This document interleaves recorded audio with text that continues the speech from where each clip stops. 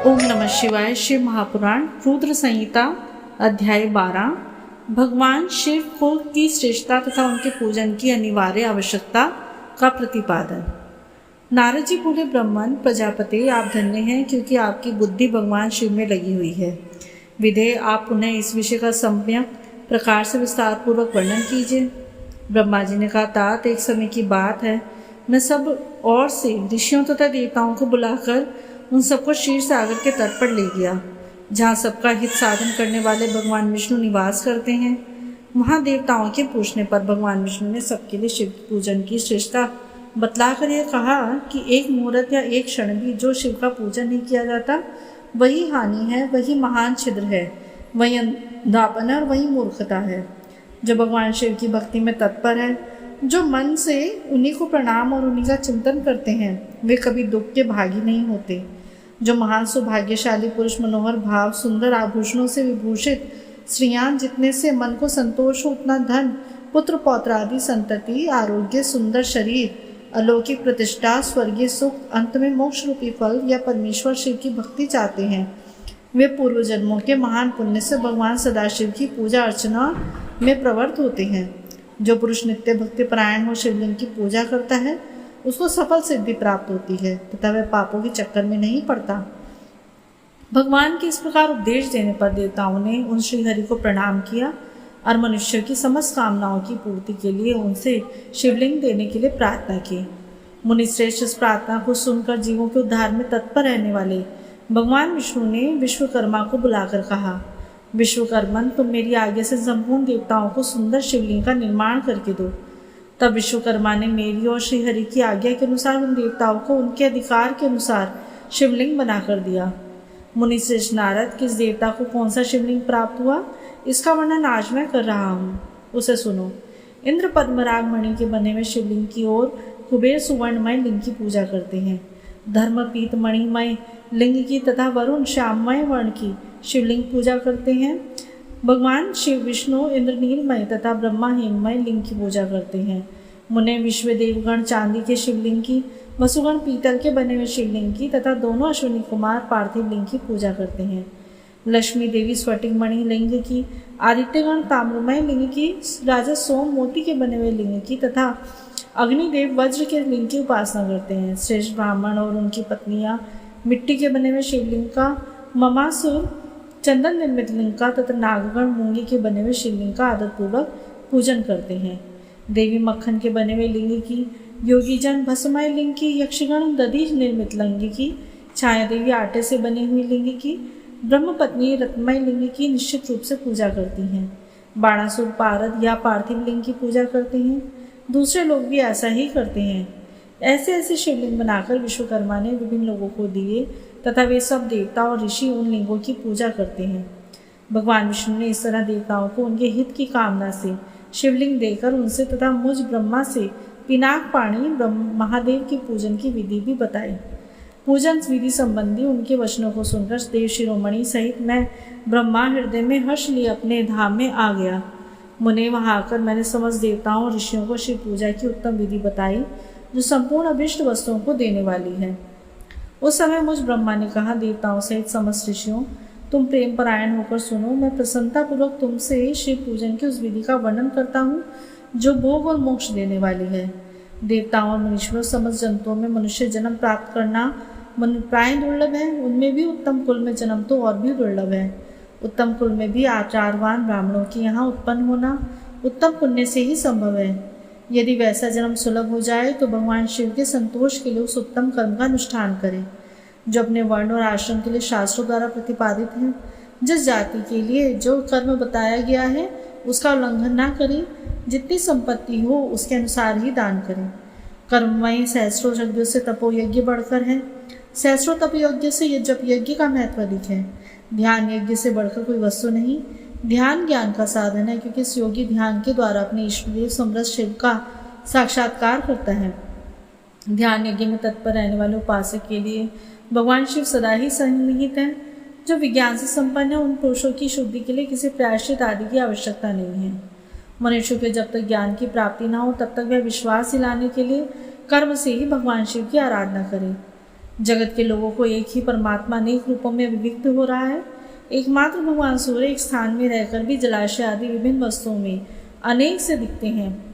देवताओं संसार में जो जो सत्य या असुद्ध वस्तु दिखी या सुनी जाती है वह सब परब्रह्म परमेश्वर रूप ही है, ऐसा समझो।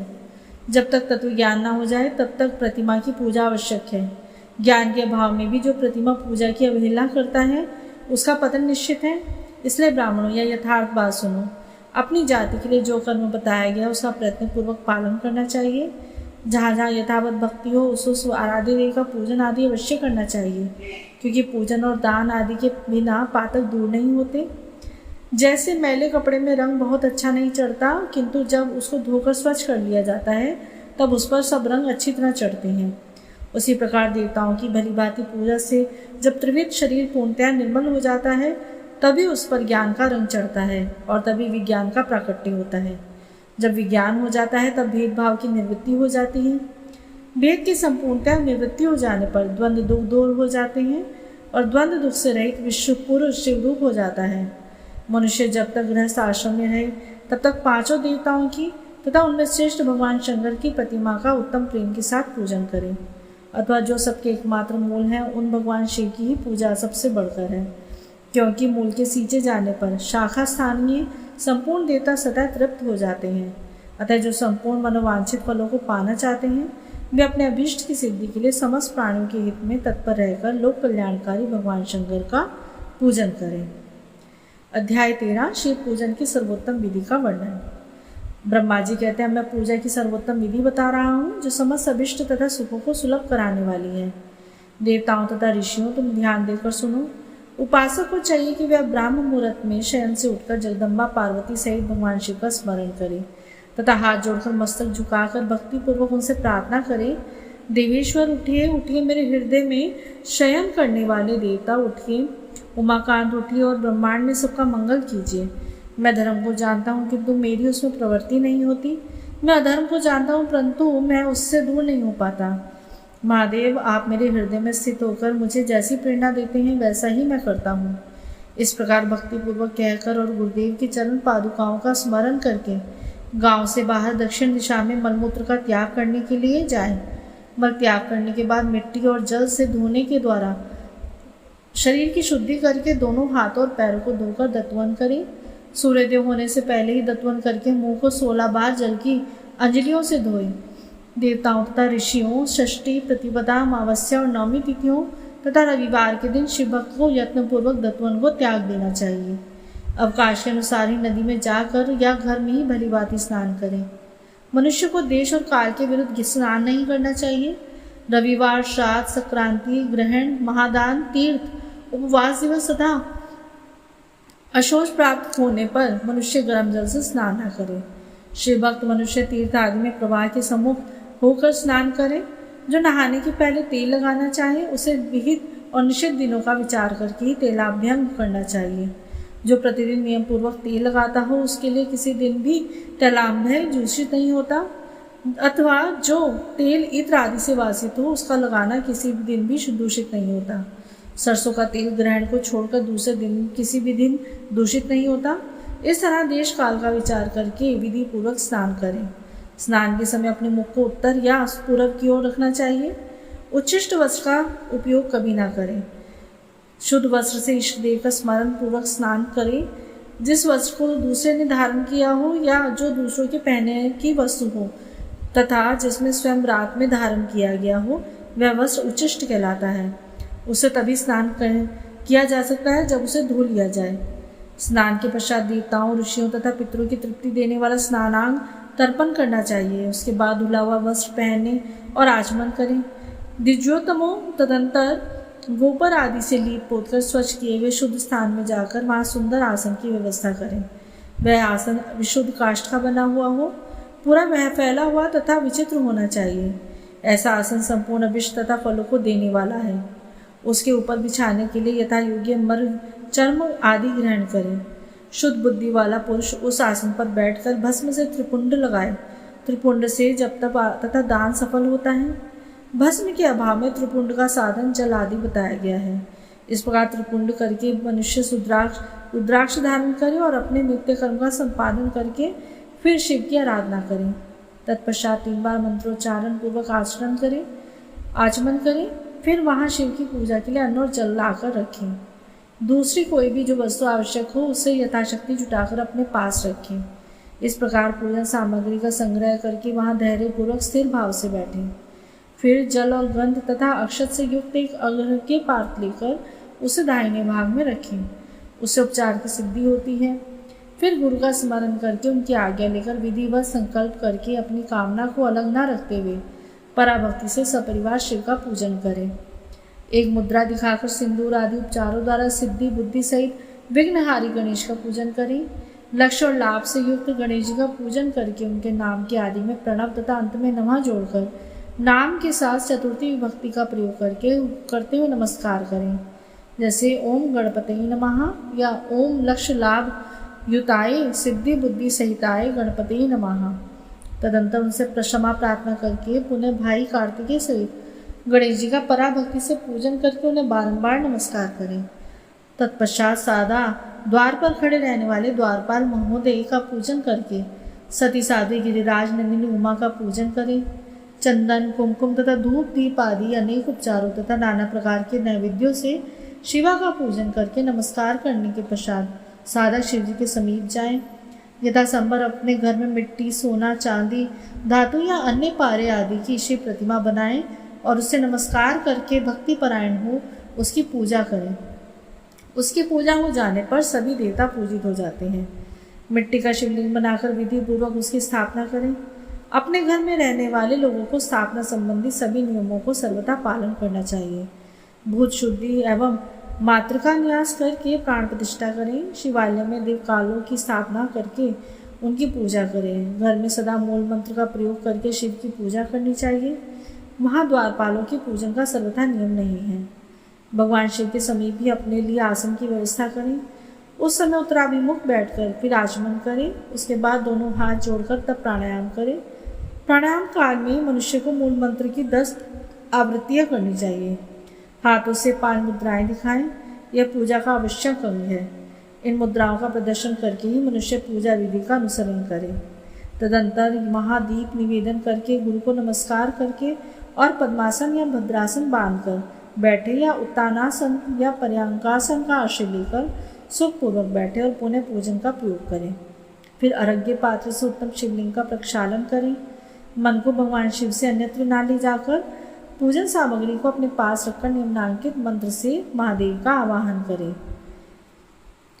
जो कैलाश के शिखर पर निवास करते हैं, पार्वती देवी के पति हैं, समस्त देवताओं से उत्तम हैं, जिनके स्वरूप का शास्त्रों में यथावत वर्णन किया गया है, जो निर्गुण होते हुए भी गुण रूप हैं, जिनके 5 मुख 10 भुजाएं और प्रत्येक मुखमंडल में 3-3 नेत्र हैं, जिनकी ध्वजा पर वृषभ का चिन्ह अंकित है, अंग कांति कर्पूर के समान गौर है, जो दिव्य रूप धारे चंद्रमा रूपी मुकुट से सुशोभित तथा सिर पर जटाजूट धारण करने वाले हैं, जो हाथी की खाल पहने और व्याघ्र चर्म ओढ़ते हैं, उनका स्वरूप शुभ है, जिनके अंगों में वासुकी आदि नाग लिपटे रहते हैं, जो पिनाक आदि आयुध धारण करते हैं, जिनके आगे 8 सिद्धियां निरंतर नृत्य करती रहती हैं, भक्त समुदाय जय जयकार करते हुए जिनकी सेवा में लगे रहते हैं, दूसरे तेज के कारण जिनकी ओर देखना भी कठिन है, जो देवताओं से सेवित तथा संपूर्ण प्राणियों को शरण लेने वाले हैं, जिनका मुखारविंद प्रसन्नता से खिला हुआ है, वेदों और शास्त्रों ने जिनकी महिमा का यथावत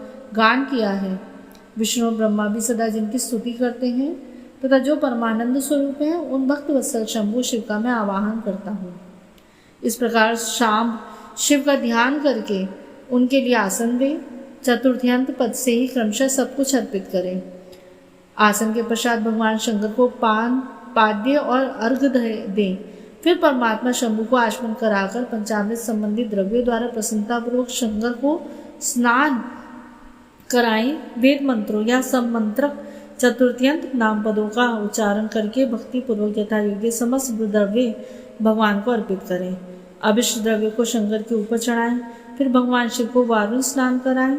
स्नान के पश्चात उनके श्रीअंगों में सुगंधित चंदन तथा अन्य द्रव्यों का यत्नपूर्वक लेप करें। फिर सुगंधित जल से ही उनके ऊपर जलधारा गिराकर अभिषेक करें। वेद मंत्रों षडंगों या शिव के 11 नामों द्वारा यथावकाश जलधारा चढ़ाकर वस्त्र से शिवलिंग को अच्छी तरह धो पहुँचे।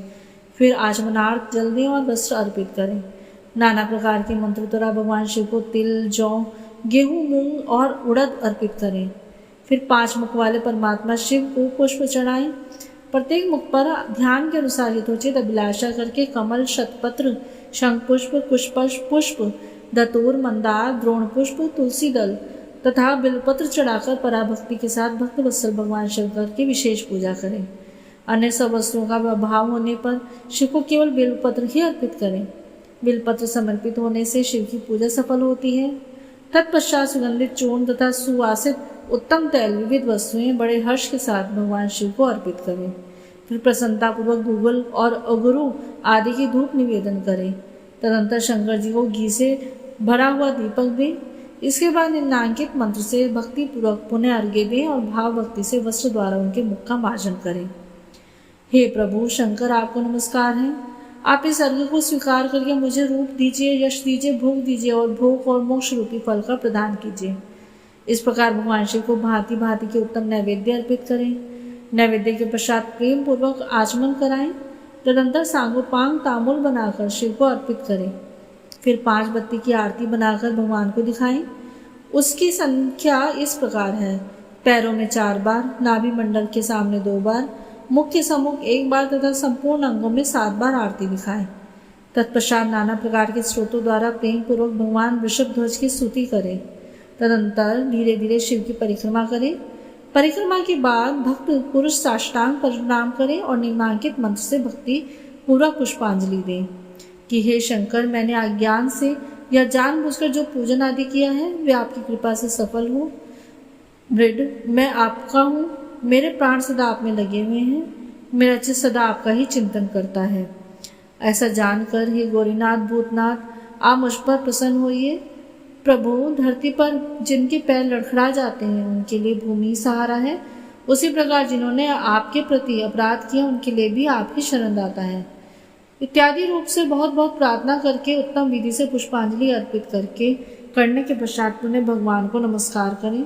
फिर निम्नांकित मंत्र से विसर्जन करें कि हे देवेश्वर प्रभु, आप परिवार सहित अपने स्थान को पधारें। नाथ, जब पूजा का समय हो तब पुनः आप यहाँ सादर पदार्पण करें। इस प्रकार भक्त वत्सल शंकर की बारंबार प्रार्थना करके उनका विसर्जन करें और उस जल को अपने हृदय में लगाएं तथा मस्तक पर चढ़ाएं। ऋषियों, इस प्रकार मैंने शिव पूजन की सारी विधि बता दी है जो भोग और मोक्ष देने वाली है। अब तुम और क्या सुनना चाहते हो?